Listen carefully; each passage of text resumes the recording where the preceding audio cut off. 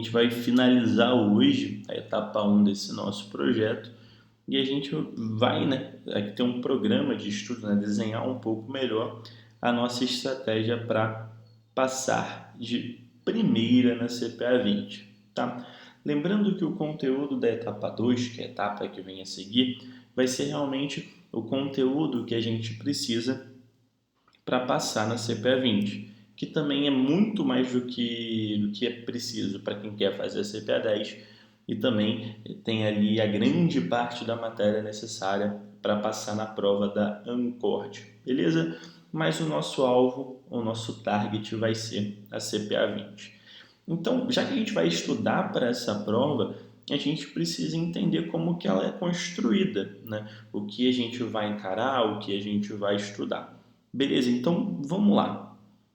Qual que é a estrutura da prova, tá? A estrutura da prova, a estrutura da CPA 20 são 60 questões, tá? E essas 60 questões, elas são divididas em 7 módulos.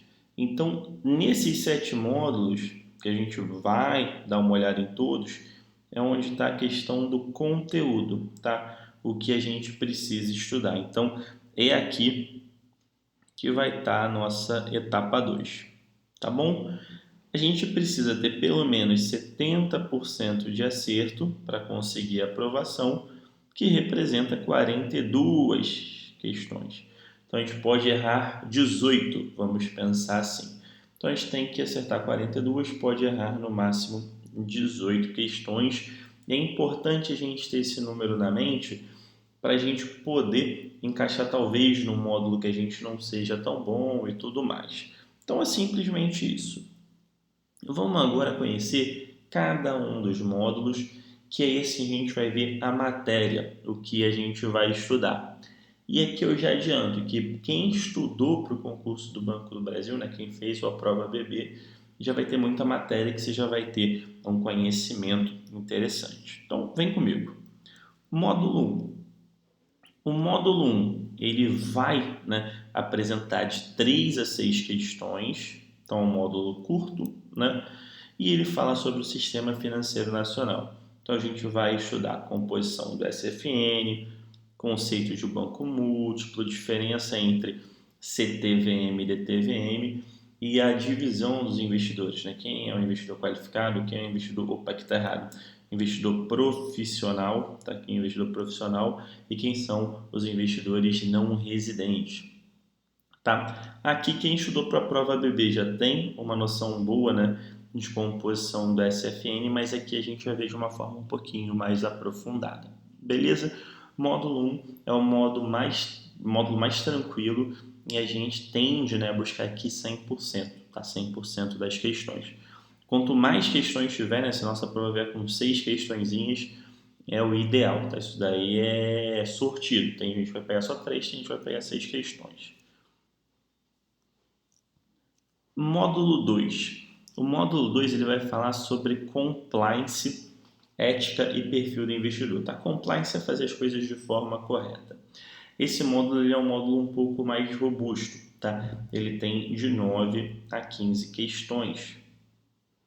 Tá? Já percebam que é uma quantidade grande de questão que pode cair.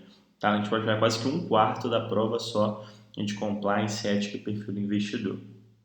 A gente vai dar uma olhadinha nos tipos de riscos, tá? Questão de controles internos. Aqui, essa siglazinha, quem estudou para a prova BB já sabe o que é, A gente vai estar falando aqui de combate à lavagem de dinheiro, tá? Normas e padrões éticos. A gente vai ver um pouquinho sobre o código ANBIMA e também sobre o perfil do investidor, tá? Então, é um módulo um pouco mais robusto. Principalmente nessa parte de lavagem de dinheiro e o código ANBIMA costuma ter algumas questões capciosas, tá? Então é um módulo que a gente pode perder uma, duas questões sem problema, tá? Mas a parte de risco, parte de controle interno, norma e padrão ético e perfil do investidor, a gente tem que estar bem afiado, tá? Isso a gente vai ver no conteúdo, vai ver nas aulas, tá? Bem afiado para a gente não deixar ponto na mesa, tá? Mas lavagem de dinheiro, algumas questões são capciosas, a gente pode perder. E código Ambima é bem decoreba, então pode ser que a gente também ali esqueça ou perca algum ponto que não vai comprometer a nossa aprovação, tá? Módulo 3. O módulo 3 é um módulo curtinho, tá? De 3 a 6 questões também.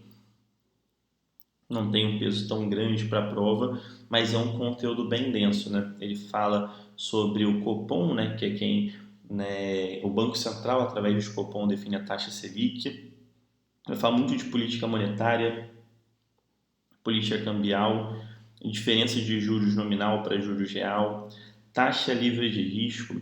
Essa taxa livre de risco a gente estudou na prova BB, um conceito muito parecido, que era o prêmio de risco. A gente vai falar sobre isso também, tá? Custo ponderado de capital e análise de investimentos. Então, esse módulo 3, ele é um módulo com pouca pontuação, né? Porque é só de 3 a 6 questões, mas é um módulo muito denso, tá? Então, às vezes, né, quando a pessoa não está tão preparada, ela acaba abrindo um pouquinho a mão do módulo 3 para focar nos outros. Mas no método que a gente vai estudar, vai dar para tirar aqui uma grande pontuação. Módulo 4. Módulo 4 ele fala sobre instrumentos de renda variável, renda fixa e derivativos. Tá, que ele fala, tá, eu costumo traduzir esse módulo daqui para a gente falar um pouquinho sobre valores imobiliários, tá? Valores imobiliários.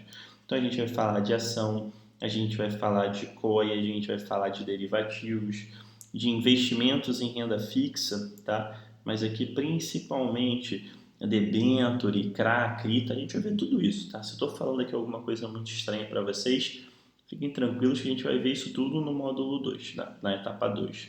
Fala sobre o fundo garantidor, né, o famoso FGC, tá? Então, é um módulo importante, tem um peso grande de 10 a 15 questões, é um módulo fundamental para a nossa aprovação e não, por incrível que pareça, não é um módulo tão difícil. Por mais que tenha aqui muita coisa que não seja do conhecimento geral, como COI, como ações, como debênture, como derivativo, o que a gente precisa para fazer a prova são conceitos, são questões básicas, a gente vai conseguir ver tudo de uma forma bem tranquila, tá? Seguindo, o módulo 5 é um módulo bem pesado, tá? É um módulo que bate muito, chega a ser até cansativo, porque são 10, 15 questões só de fundo de investimento. E não poderia ser diferente, tá, gente? Por quê? A grande parte das nossas ofertas, como bancário, são fundos de investimento. A gente oferece ação para o nosso cliente, a gente oferece COI, a gente oferece debênture, a gente oferece, mas ainda a maior parte das ofertas são em cima de fundos de investimento. Por isso que tem um peso tão grande. Então a gente vai ver alguns aspectos gerais, modalidades e classificações de fundos de investimento, tá? Aqui é uma matéria que quem já trabalha no mercado financeiro tem muita vantagem, porque trabalha muito com isso.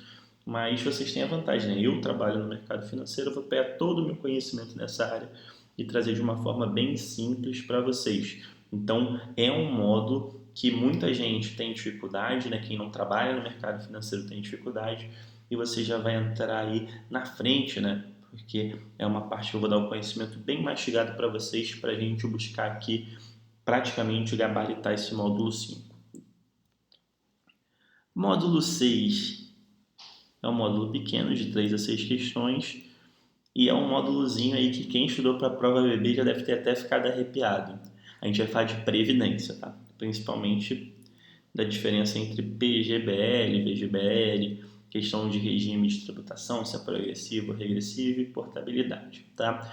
É um tema que eu sei que muita gente tem dificuldade, principalmente porque não tem muito conhecimento sobre imposto de renda e a falta desse conhecimento prévio prejudica, tá, o conhecimento de vocês, o entendimento de vocês da matéria, mas a gente vai ver de forma bem detalhada, tá? Mas é um módulo que se você deixar 1, 2 pontos na mesa não tem problema, porque é um módulo pequeno, tá? E o último módulo, o módulo de encerramento, é o módulo 7, que é mensuração e gestão de risco, de 6 a 12 questões. A a gente vai ver risco e gestão de risco. É um pouco diferente do risco que a gente falou lá no módulo 1, módulo 2, é uma questão um pouco mais aprofundada, é um conteúdo também tranquilo. Tá? Então, até que a gente viu o que a gente vai estudar na etapa 2, né, que é isso que a gente falou aqui dos 7 módulos. Terão outras coisas, mas eu botei aqui o mais importante, tá? E a gente sabe que tem que buscar 42 acertos de buscar 70% da prova. Para encerrar, para não ficar muito longo, como é que a gente vai estudar? As minhas aulas serão conceitos mais questões, um pouquinho diferente do que eu fiz na prova BB, de propósito, né? Na prova BB eu passava muita matéria para vocês e no final fazia um vídeo resolvendo questões. Aqui a gente vai fazer o estudo e já ver questão prática. Por quê? As questões elas são muito parecidas com o que elas caem na prova. Então já é interessante a gente ver o conceito e treinar a questão para se tiver alguma dúvida vocês já deixaram nos comentários. E eu vou indicar alguns sites, algumas plataformas e preparar simulados para vocês. A intenção é o que? Quando eu der a última aula de conceito mais questão, vocês já entrem para fazer um simulado. Se dentro do simulado você estiver tirando mais ou menos 80% para cima, né, você já pode marcar sua prova e fazer. Brian, você falou que é 70% para passar, por que teu alvo é 80%? Porque você tirando 80% no simulado, você vai com uma tranquilidade maior fazer a prova, porque se você escorregar em alguma questão por nervosismo, você ainda está dentro do piso, né, do mínimo que você precisa para ser aprovado. Beleza, gente? Então aqui a gente encerra a nossa etapa 1 desse projeto, tá? A gente viu quais são os desafios e vantagens de ser bancário, a remuneração do mercado financeiro, a gente já viu quais são as certificações de entrada e a gente já tem um plano de estudo para passar na CPA 20. Então a gente tem a faca e o queijo na mão, tá? Acabou aqui a parte tranquila. A partir do próximo vídeo a gente já entra no conteúdo da prova e aí o nível vai ser um pouco maior, tá? Vocês vão ter que se esforçar um pouquinho mais porque aí o bicho começa a pegar de fato. Tá bom, gente? Qualquer dúvida, deixe aqui nos comentários. Forte abraço e até a próxima aula onde realmente começa o nosso estudo para passar na CPA 20.